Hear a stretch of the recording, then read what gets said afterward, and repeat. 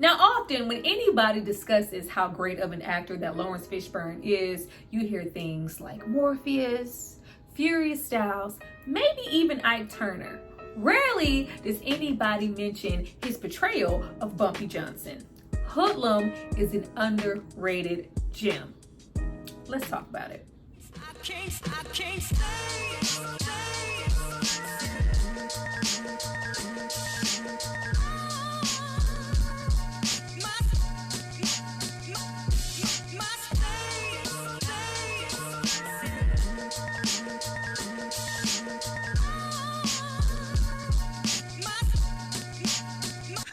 Hi you guys, welcome back to my channel. It's Tyra here with another struggle review, here to discuss Hoodlum. Now this movie is from 1997 and it stars Laurence Fishburne and Cicely Tyson. All-star cast up in the house and some good actors here. Now before we get into all things, how dare he lay dead man's balls up on the queen, because that's what you're not gonna do. I need you guys to drop down and subscribe to my channel and like this video. I'm gonna give you guys a moment to do that. Then we're gonna come back and discuss. I done told you, take your drunk ass home. Like we had drunk ass. Like it was so much passion. It was giving thespian. I love it. Eleanor Gordon, I need you to get your ass up out my face and take your drunk ass home. Now. Go back.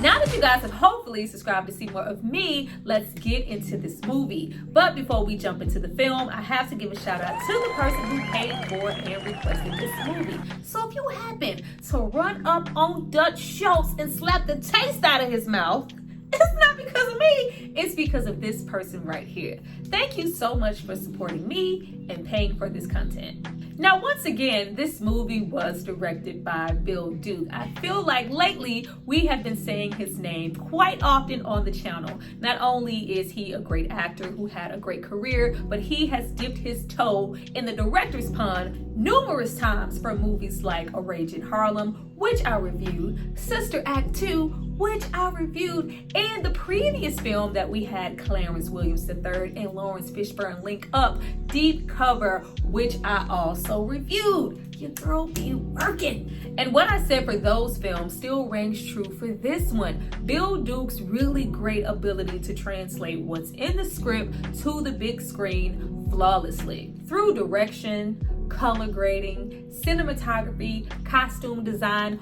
all the way down to the score. It really enhances and sets the tone for the setting that we're being dropped into. This really feels like a 1930s gangster crime drama being done in real time. Very reminiscent of those traditional 1930s and 40s gangster films from the past. There's an all-star cast throughout the entirety of this movie, and we also have this fictionalized retelling of real-life events based on Bumpy Johnson, Lucky Luciano, Dutch Schultz, Madame St. Clair, mobsters and gangsters who feuded throughout the early 1920s and 30s over money, reputation, territory, and status. Now, of course, this isn't our first and only time being introduced to someone portraying Bumpy Johnson. We previously had Laurence Fishburne give us Bumpy Johnson in 1984 with Cotton Comes to Harlem. And of course, we had Clarence Williams come back yet again for portraying Bumpy Johnson in American Gangster with Denzel Washington. And then, of course, now we have Forrest Whitaker giving us Bumpy Johnson in the show Godfather of Harlem. But this one, though it is really fictional, a lot of stuff was tweaked and tailored for this script and for this movie, and a whole lot of untruths are happening, like completely downplaying the queen, portraying her here as a little fragile, scared, and defenseless, getting into the relationship between Bub and Bumpy, them being like enemies the entire time when they were actually low-key friends, even getting into the way that Dutch Schultz was able to disrespect and talk to Bub any kind of way in the movie. These things were not happening way back when, but this was probably my favorite portrayal of Bumpy Johnson. Now, right away, we are dropped into 1934 Harlem, directly after the Great Depression. I want to spend all of 1 minute on the Great Depression because a lot of people don't understand why we get so many portrayals just throughout history, especially when we get into movies in these type of settings. Why so many black people were into running numbers? Why was this happening when it was low-key illegal? Getting into the South in the Great Depression, a lot of black farmers, sharecroppers who went into debt and bankruptcy ventured into the city looking for opportunities, jobs, a means to take care of their families, were completely X'd out due to the most undesirable low-level jobs being sought after by equally unemployed, desperate white people. Now, if you tie that in with racism, lynching, poverty, all types of unjust laws that were still happening and running rapid at the time, most black people were not left with a whole abundance of opportunities. Fresh out of prison for murder, we are introduced to a Bumpy Johnson who is unleashed on the Harlem streets that feel really lawless and destitute. With Dutch Schultz wanting full control over the numbers game in Harlem, using enforcers like Bubs to do his bidding and instill fear, crooked politicians, judges, Harlem is a dark place because Dutch Schultz writes policy in Harlem.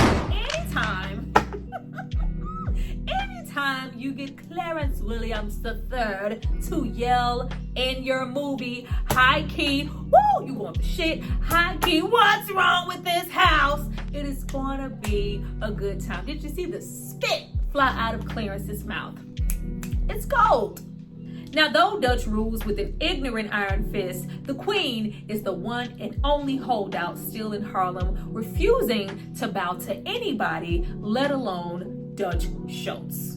Now, right off the bat, what I love about this movie is that we are able to give what made or could have been some of the most obsolete, forgettable characters these strong traits that not only individualizes them, but it enhances the script in the movie overall. We have this really deep, dark, ominous Undertaker who gleams at the fact that Bumpy returns because he knows that it's more death and bigger business for him. We have Lulu, henchman to Dutch, who sweats profusely in the face, constantly causing him to wipe his mouth. And then you get into the pickaxe swinging, murderous duet of brothers who not only kill people or try to kill someone like Bumpy Johnson, but we also have to discuss what our favorite foods are in the process. And then, of course, you have Whispers. They're Whispers, a joke. Come on, Neely. What? What'd you say?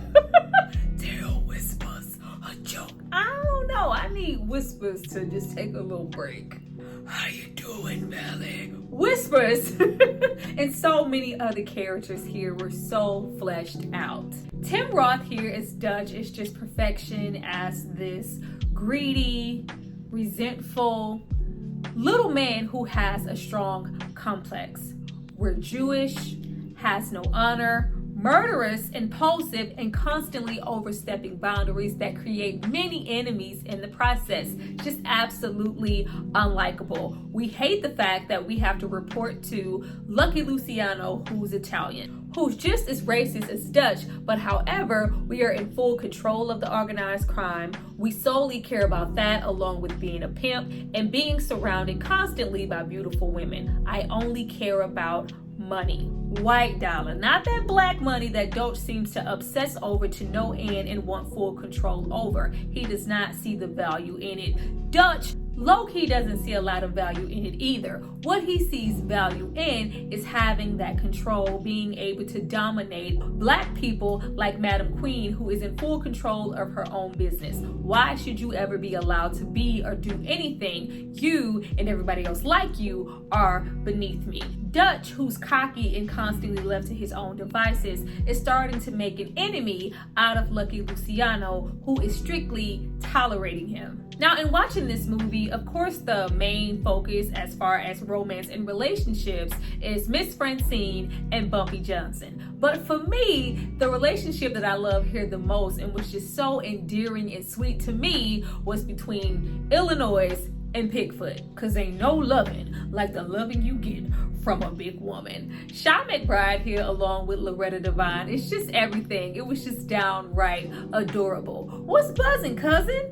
Illinois welcoming Bumpy back with open arms, though he doesn't have much, says a whole lot about their relationship. You really see that right off the bat. They aren't just cousins, but they are more so brothers. Illinois really loves his cousin and would give Bumpy his last despite him not having much himself and falling on hard times with the numbers game being so strict. Bumpy, however, is here to change all of that. Now, Madam Queen here, portrayed by Cicely Tyson, is absolutely everything. She looks so beautiful. Our girl was 72 years old here. She was 72! Just exceptional in this role as she is in all the other ones. Not only beautiful, but I just love her style of acting. It's real subtle, it's real effortless, but she's so impactful in the way that she delivers her lines. Now, Bumpy wants to uphold and protect the queen and her money at all costs. And in return, the queen holds Bumpy to a higher standard than she seems to hold everybody else in their circle. It was definitely given, you can't treat him like any of the other niggas around here because he ain't like any other niggas around here. Understand? Like, Bumpy is special. And not just because he cares for her so deeply, but he's smart. He has this deep intellect, this mind frame to read books, write poetry, think ahead of his people. It's not just strictly wanting to always be one of the have-nots, the position that me, as well as my people, are constantly placed in. Bumpy is extremely calculated and a born leader who's ambitious and constantly on a quest for more. But soon, these same attributes that she loves so much about Bumpy are the same ones that he uses when he replaces her. Now, Bumpy's best traits, especially before he gets on his quest for leadership and power, not only entices someone like Madam Queen to grow closer to him, but it also entices the likes of the beautiful Vanessa L. Williams here as Miss Francine, who does her best to contribute to the community via volunteer work, organizations, things she feels like could help out everybody more than playing the numbers ever could. It's a waste of money and a waste of time. Francine is a devoted Christian who's equally devoted to the betterment and the progression of the Black people who live in the same community that she does. So is an enlightened Bumpy. However, we have completely different approaches. Bumpy lives by the numbers. We are also falling for a Christian when we won't even step foot inside of a church. Bumpy has absolutely no type of relationship with God. Bumpy's lacking relationship with God was due to his surroundings and his upbringing. Why would I ever want to have a relationship with God, read this Bible through and through, go and sit up in a church, look at my surroundings and what is being allowed to happen to all of us? Why would an almighty being allow any of this to happen? I don't go into his house and he doesn't go into mine. What I do here now on a daily basis is strictly for survival, and he needs to understand that. Not only do I want to make a way for myself and my people, but I just want to be respected. Bumpy is not only able to win Francine over by portraying himself as that gentleman who writes poetry, but he is able to convince her of all the good things that are afforded to the community by running numbers. Not only do you win and hit and maybe earn a little money, but a lot of people are using this to put food on the table. This is providing jobs. More than that, it's a position, it's power. Bumpy, as well as Madam Queen, are revered everywhere in Harlem. The community feels like Bumpy stands up, for the lesser man, taking on an oppressor like Schultz. This constantly distracts and pulls Francine away from her initial thoughts about Bumpy and what he does, and we're only checking for his sentimental side, giving him this Robin Hood complex. Not often thinking about the negative things that comes along with Bumpy's occupation. She is in love and she is conflicted. Now, even though in the movie, the queen don't bow to no man, the queen looks, a bit weak, a bit inferior, unable to low-key protect herself and conduct her business without Bumpy. Even when we have her and Dutch have that initial meeting, the conflict and quarrel doesn't really start until Dutch gets a whiff of Bumpy and what he really could be dealing with. He sees Bumpy as way more of a threat, and he sees Madam Queen as someone who is going to eventually succumb to his demands and fall into pocket. When that couldn't have been further from the truth, I low-key need a little justice for Madam Queen. Madam Queen's ass could have had her own movie. Coming up in the late 1800s, going from a maid to living in France to eventually starting her own numbers operation with men working underneath her. That was a big old thing in the 1900s. Running the numbers all while low-key turning into an activist advocating for the discrimination against Black people in the neighborhood, writing these really informative columns. The Queen was outside. Matter of fact, the first and low-key, like real time the Queen went to jail was because she shot her husband because he had a freaking affair. She was also known to stab and cut people. Not saying that she was not surrounded by some muscle, but the Queen was a tough cookie. Getting back into the battle between Dutch and Bumpy, which is low-key a real battle between Bub and Bumpy, who had a strong respect for each other in real life, have an unspoken love-hate relationship here in the movie. Going back to watch this, I really realized how much he and Bumpy have in common and how Bumpy is low-key a younger version of Bub. Working for opposing sides, yet we display some of the same type of qualities. However, Bumpy feels like he's superior because at least I work for the right side, defending and protecting my own people, unlike Bub, who takes order from a racist man who desires to treat him no better than someone would treat a stray dog, using him as that enforcer and that protector, all the while speaking on him and of him as if he is not there. Child, the way that the Irish corrupt little police officer was addressing him, the way that he told him to take them scraps of food home, trying to still display that dominance over Bub, even though he low-key needed Bub and wouldn't be where he was in Harlem without him.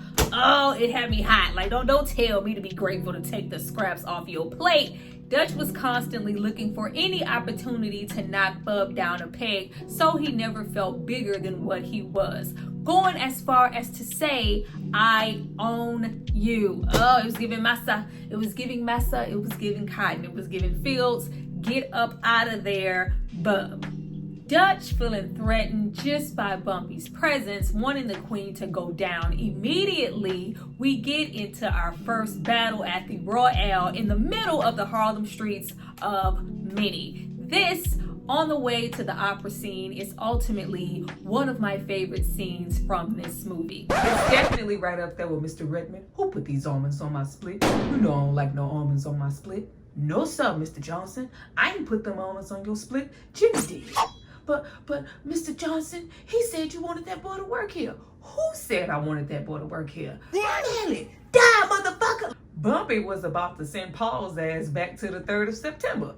The shootout in the middle of the streets is so old-fashioned and epic. Both Bumpy and the Queen surrounded, seemingly having no way out, down for the count, and Bumpy hopping out and showing them what his worth really is.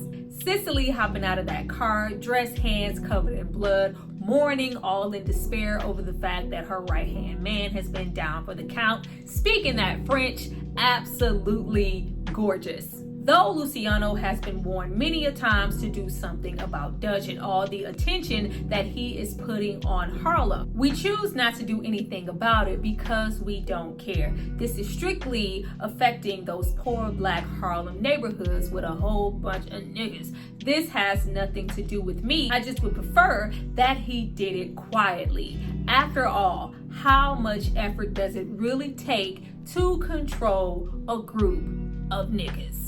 This ultimately pushes Bumpy into overdrive. Not only am I gonna make my presence felt here, I'm gonna make my presence felt everywhere so that I can have the respect of not only you, but somebody like Luciano, who consistently writes my community off. All of the death, violence, burning, killings, bombings are going to happen here to our people in the Harlem streets. That is the last thing that I want. Bumpy, who is so persistent to beat Dutch at his own game, loses his way, his agenda. He becomes really vengeful, void of emotion, and is solely passionate about being the victor. By the time the queen is thrown in jail due to a dusty Schultz and an even dustier corrupt police officer, the agenda for Bumpy is real. No matter what anybody has to say, I'm gonna do what I wanna do. Though in doing this, we change and we push the people who are closest to us away. Getting to the point that the likes of Luciano is calling Bumpy up to make a truce, or maybe even invite Bumpy to have a seat at their distinguished white table. But what about the lives lost in the process? Like the young neighborhood kid who had the bright idea to put the slips on pink and green and purple paper, just so bright and innocent. Oh, he shot, he gone, he dead in the streets. My son is dead. He was the only reason I had to live. Like, ma'am, get your face up out of my camera. Or even when we get into scenarios like Francine being so committed, wanting so badly to protect the man that she loves, she, this good, godly Christian woman, catches a body for Bumpy. Corrupt, sitting in silence as things happen. Child Francine was accepting furls, diamonds, and pearls. She was on her prince time until it all just becomes too much and she leaves him. Do we fight and try to be the man that Francine met? You know, it's poetic, try to, give a little poetry, be sentimental. No, we throw it in her face as to who she has become, what she has accepted, and says, you knew what it was before you met me. She really low-key did. Francine, you know what it is, girl. Even his beloved queen, all the way from jail, winds up being upset with the way that he decided to conduct business, going against her wishes, inviting her back to be a part. If you want to come on back and be up under me, work together, we can do that. But I am not stepping down. I worked too hard to get here. Look at what I've been able to, accomplish. Forget all of them, damn black people in the street. Look at where we are, girl. Long live the king. I don't want none of that. Get up out of my face. And then to add insult to injury, we push away Illinois. Now look, I'm sorry about Pigfoot. Pigfoot, her name was Mary, not my Mary. Before we even get there, we have Illinois being ride or die, even though he disagrees with the way that his cousin is moving. All of the death within the streets. When you need me, I'm gonna be there. Even if I have to jeopardize my life by going to plant a bomb in Schultz factory. Once again, another really great scene, kind of low-key equivalent to that shootout in the beginning. I love the intensity that we put into the script in these really subtle scenes. But once we return, Mary is dead. Oh, like, if you don't stop macking me so hard, Illinois, I'ma crush your spine. Love it. Love me some Pigfoot and some Loretta in this role. Them funky ass flowers didn't mean shit. You should have brought your black ass down there. Illinois was done. I am so done. Cousin, do you see what you are becoming? You are no better than Schultz. In your quest to get to where you feel like you need to be, if we have to trample over our own to get there, is it really worth it? It's really not. Illinois surrenders his position, surrenders his gun, and wants nothing to do with the business anymore. But it's a little too late. Once they roll up on drunk Illinois, tortures him. Of course, Illinois holds out as long as he can about those slips. He's still, even at that particular moment, knowing that he's about to die, wants to protect his cousin. It was sad. Illinois going out is a sad scene. Of course, you have Bub in the background, always playing his role, knowing that everything here is wrong. I don't want no parts of torturing this man. I really low-key don't want any parts of any of this shit. I am just simply trying to survive. But at the same time, we aren't doing anything about it. Once Bumpy and the crew finds Illinois' body, sad scene. However, once Bumpy takes his vengeance, It is great. Bumpy coming down the hallway with that knife, such a great cinematic choice. Officer Foley in there getting some head. Oh God. We could stand no black people, just extra racist. But when we wanted some head and a piece of ass, oh, the black females was okay. Oh Lord, they don't stop. Go keep it going. No, sit down, sit over there. I love when he comes in there, completely slices his throat. He is absolutely done at this point. Even when we have Bub's ass coming up those steps in that great little intense moment, did you touch Illinois? Did you touch my family? No. Oh man, I said, did you touch my family? I said, fuck no. Like, oh good, yes, Clarence Williams. Spit all over my screen. You ain't no better than me. You ain't no better than me. You owe me, oh man. I just love the dynamic of them both being two sides of the same coin. Eventually, Bumpy, now thinking smarter and not harder due to Illinois' death, realizes that himself as well as Bub would do each other a service to work together instead of being on opposing sides. Bub was already an established force in Harlem way before Dutch came along. We end off with this really intense, thoughtful scene of the both of them conspiring against Dutch, setting him up, all while having him believe he's in full control and everything is his own idea. Everyone he ever mistreated within his own circle against him. Lucky's driver, Bub, the judges, even someone like Luciano, who now has this profound respect for Bumpy when he could care less for black people previously. I love when he, lays everything out for Bumpy, everything that he put at the likes of a Dutch Schultz feet, who probably ate it up, and Bumpy turns it down. Previously, that's what I maybe thought I wanted, but now the bank needs to return to the queen, but Harlem needs to remain self-contained. I don't want help from you or nobody else, anything you have to offer. Stay over there in Uptown with your shit, and we're gonna remain in Harlem. I love that ending death scene of Dutch. Tim Roth did such a great job encapsulating that old school death, like we're walking, teetering to our death. Like, I love the fact that we had the likes of Lulu, because there was no honor, no loyalty anywhere. He disrespected and mistreated everybody in his circle. So setting him up was really easy. Even in the end, hopping in Luciano's car like, yeah, so where's the money? I ain't giving you no money. No.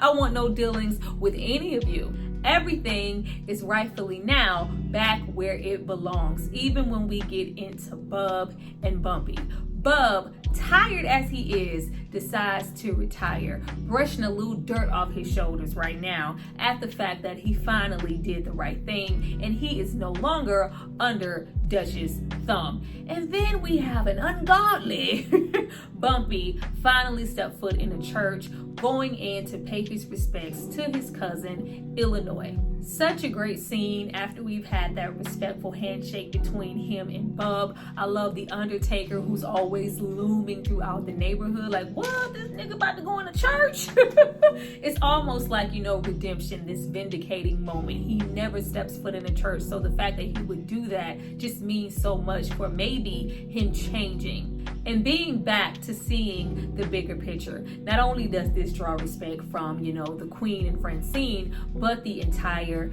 neighborhood. We step back outside, there's all this great rainfall in the middle of the streets, and then, we pan over to Lawrence's face, and it's like, Hoodlum, oh, so good. So freaking good. I will always go back and rewatch Hoodlum at least once every couple of years. This is not a movie that I will forget about, though I feel like it's really underrated and doesn't get enough rants and props like a lot of other stuffs. This movie definitely deserves it.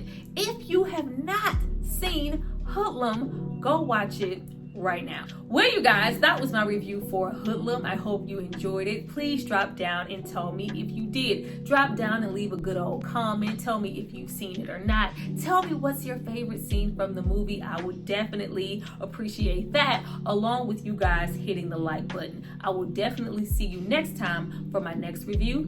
Bye.